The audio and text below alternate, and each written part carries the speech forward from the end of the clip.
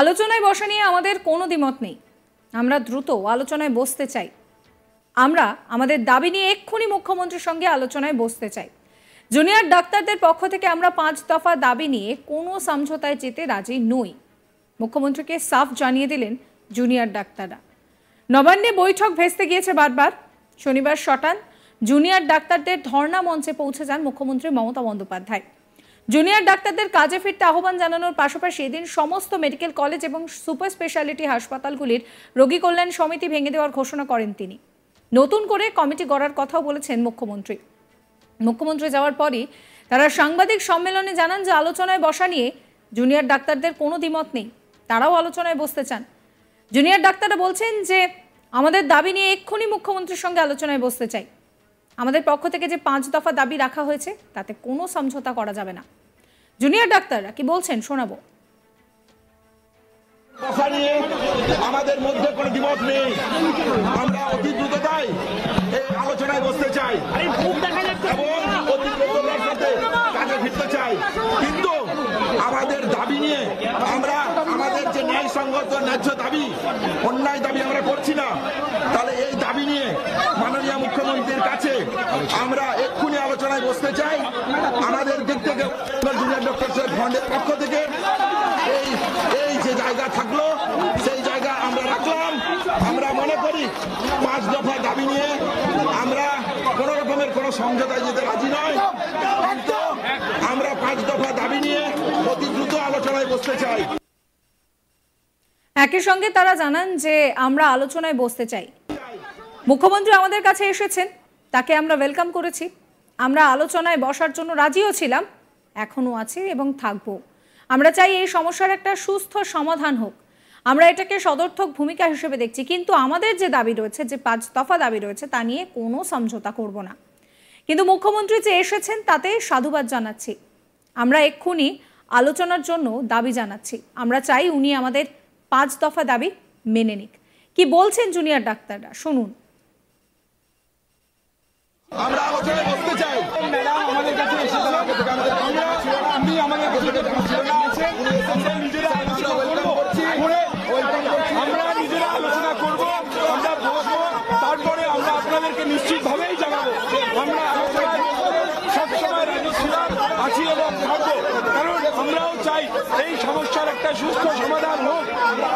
আমরা যাতে দ্রুত কাজে ফিরতে পারি।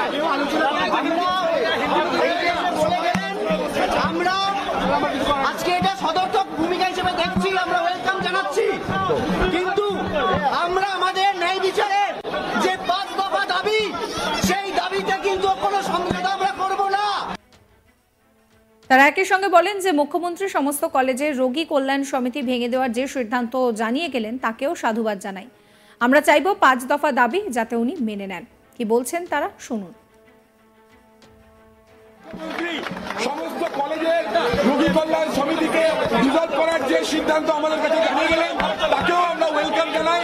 আমরা চাইব আমাদের 5 দফা দাবিও এই আলোচনার মাধ্যমে সুস্থ সমাধান হোক। ধর্ণামঞ্চে দাঁড়িয়ে দিন মমতা বন্দ্যোপাধ্যায় বলেন যে আপনারা আমাদের ঘরের ভাই বোন, আপনারা কাজে যোগ দিন। আপনাদের প্রতি আমি কোনো অবিচার করব না। হাসপাতালের উন্নতি, পরিকাঠামো, সমস্ত কাজ আমরা শুরু করে দিয়েছি এবং করব। সব হাসপাতালে রোগী কল্যাণ সমিতি এবং রাজ্যের সমস্ত medical college, multi super speciality হাসপাতালে যত রোগী কল্যাণ সমিতি আছে তাতে অধ্যক্ষদের চেয়ারম্যান করব। জুনিয়র ডাক্তাররাও এখানে সদস্য হবেন, সিনিয়র ডাক্তাররাও থাকবেন, নার্সরাও থাকবেন, একজন জনপ্রতিনিধি পুলিশও থাকবে বলে সিদ্ধান্ত নেওয়া হয়েছে। আরজিকর মেডিকেলের রোগী কল্যাণ সমিতিও ভেঙে দিলাম। বাকি সব মেডিকেল কলেজ সেখানেরও এই রোগী সমিতি ভেঙে দিলাম, নতুন করে তৈরি করব। আমার উপরে ভরসা থাকলে দোষীরা শাস্তি পাবেন। দোষীরা কেউ আমার শত্রু বা বন্ধু নন। আপনারা যাদের ভাবছেন যে আমার বন্ধু, তাদের আমি চিনি না, তাদের সঙ্গে কোনো সম্পর্ক নেই। নির্দিষ্ট প্রক্রিয়ার মধ্যে দিয়ে তারা আসেন, চূড়ান্ত হয়ে আমার কাছে আসেন।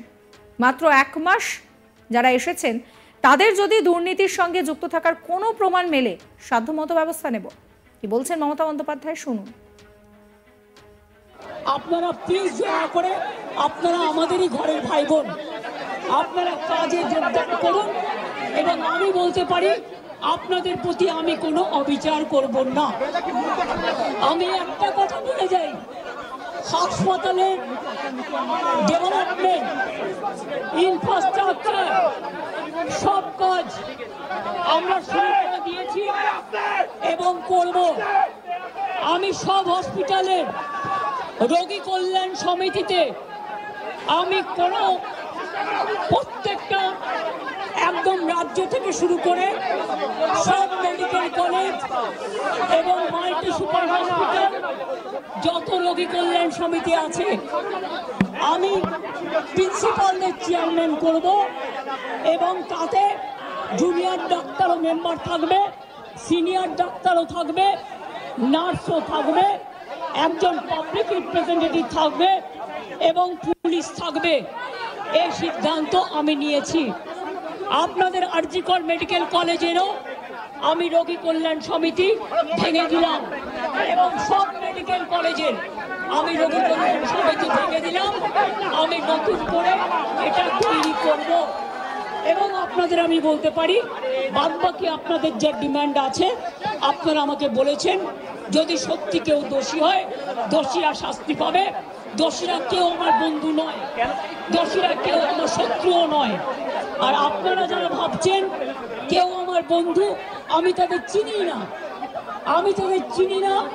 আমি তাদের জানি না এবং আমাদের সাথে কোনো সম্পর্ক নেই। তারা এসছেন প্রসেসের মাধ্যমে, এই প্রসেস ফাইনাল হয়ে আমার কাছে আসে এবং তাই মাত্র 1 মাসের মধ্যে যারা এসছে তাদের কথা যদি খুনের সাথে মার্ডারের সাথে দুর্নীতির সাথে যুক্ত থাকে আমি নিশ্চয়ই সাধ্যমতো চেষ্টা করব কথা বলে অ্যাকশন নেবার। আমি আবার আপনাদের কাছে বিনীত অনুরোধ করব যে আপনারা নিজেদের মধ্যে কথা বলুন, কথা বলে সিদ্ধান্ত নিন এবং আপনারা কাজে ফিরুন। আপনারা আমার ভাই বোন, এটুকু জেনে রাখবেন আপনাদের জন্য সিম্প্যাথি, আমি কোনো অ্যাকশন নেব না। মমতা বন্দ্যোপাধ্যায়ের কথা শোনার পর জুনিয়র ডাক্তাররা তারা পরিষ্কার জানিয়েছেন যে তারা তাদের যে দাবি রয়েছে তাতে অনড় থাকবেন। কি বলছেন তারা শোনাবো। কথা নিয়ে আমাদের মধ্যে কোনো দ্বিমত নেই। আমরা অতি দ্রুততাই এই আলোচনায় বসতে চাই এবং অতি দ্রুততার সাথে কাজে ফিরতে চাই। কিন্তু আমাদের দাবি নিয়ে আমরা আমাদের যে ন্যায়সঙ্গত ন্যায্য দাবি, অন্যায় দাবি আমরা করছি না। তাহলে এই দাবি নিয়ে মাননীয় মুখ্যমন্ত্রীর কাছে আমরা এক্ষুনি আলোচনায় বসতে চাই। আমাদের দিক থেকে জুনিয়র ডক্টর ফ্রন্টের পক্ষ থেকে এই যে জায়গা থাকলো সেই জায়গা আমরা রাখলাম। আমরা মনে করি 5 দফা দাবি নিয়ে সাবস্ক্রাইব করবেন আজ তাক বাংলার ইউটিউব চ্যানেলকে, ফলো করবেন হোয়াটসঅ্যাপ চ্যানেলও।